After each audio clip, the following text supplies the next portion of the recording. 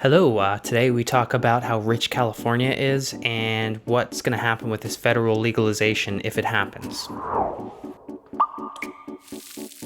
All right, so first story is California yet again getting really, really rich off of something. I guess they've been a very rich state for a long time now, but marijuana is turning out to be a very good investment for them. I have this really annoying, you guys can probably see that shadow on my face. There's a car outside that's reflecting. Anyway, California last fiscal year made $817 million in tax revenue. And we've talked about how much California has done well with sales in the past, but that was all sales numbers. So they had passed the $1 billion mark with marijuana sales, but now they're at the point where they're almost there in tax revenue itself, which is insane. Like that is so much tax revenue that they're making off of marijuana. And one of the big reasons for that is a past story that we did talking about the crazy tax rates that some cities in California have. For instance, Los Angeles has about a 35% tax rate on marijuana, which is very, very high, is almost to the point where it's probably pushing people away from the legal market.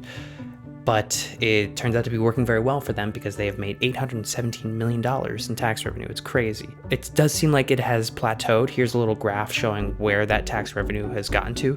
So it hit a peak in Q3 and it looks like it went down a little bit, but now it's back up at that peak. However, I don't think that it's going to go much higher than that, at least anytime soon, because a lot of that was fueled by the pandemic. And now that we're kind of back in the pandemic, the tax revenue is going back up, but it's not a bad plateau to be stuck at. Yeah, so this whole thing, $817 million in tax revenue, is a 55% increase from the fiscal year before that. It's a crazy amount of money. They better be putting it in the right places. That's the only thing that we can really hope for at this point. We should do a story on that, actually. I'll probably do a story on where they're putting this tax revenue in the future. Okay, second story looks at weed legalization. And if Schumer's bill were to get passed, which doesn't look likely at any time soon, although if it were to get passed, who would be the biggest beneficiaries of this bill? And unfortunately, MJ Biz Daily has done an article on it, and it seems that the biggest beneficiaries would be the people who already have interstate commerce, who already have the awareness of their brand, and this would include places like Curaleaf or Trulieve or what else? What's the Massachusetts one? Cresco Labs.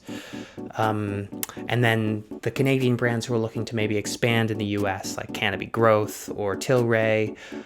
These big companies are still, even though there is a lot of social equity built into the bill, these big companies are going to be the ones who benefit the most, at least in the beginning of this federal legalization bill. And one of the main reasons for that is that interstate commerce is going to be very expensive. It's going to change state by state since they're leaving a lot of leeway with the states.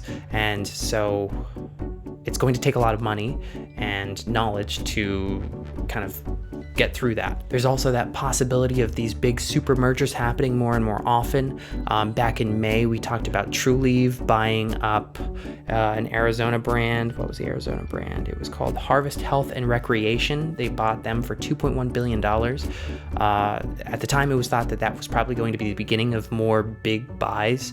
Not much has happened since. However, when federal legalization happens, we're pretty confident that places like Curaleaf are going to buy much bigger brands and merge all of these bigger things into just a few large marijuana companies, and we'll just only hear about those. We'll hear about the Bud Lights or whatever. Speaking of Bud Lights, actually, one of the things most people are looking out for is when beer distributors decide to get into the marijuana industry for sure, like they have done a little bit with seltzers and things, but when they start producing their own marijuana plants and all of that, it's going to really kind of turn into a big business industry, unfortunately. The way I see it, it seems like the best model that we can look at is the beer model, where we have the huge brands. We have Coors Light, we have Bud Light, we have all of those PBR that are national. They all kind of taste a little bit watered down. They don't taste great, at least in my opinion.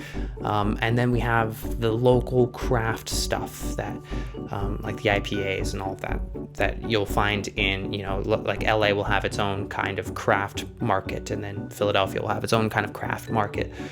That's probably going to be the way that marijuana finds itself after a couple of years of legalization, which I guess, it's not the worst thing. It does show that there will be openings for smaller marijuana businesses because of that, because they want that craft taste. And people will start to refine their tastes more with marijuana. It's not going to be this wonderful utopian social equity future that we all kind of have hoped for in the past. But we'll see. And I'm sure some things will change by the time this bill eventually gets passed, which could be even in 2 years from now. Who knows? It's going to be a while, especially with Biden not really supporting it. And that's what we have today in terms of stories. And we'll be back on Friday with more stuff. See you then.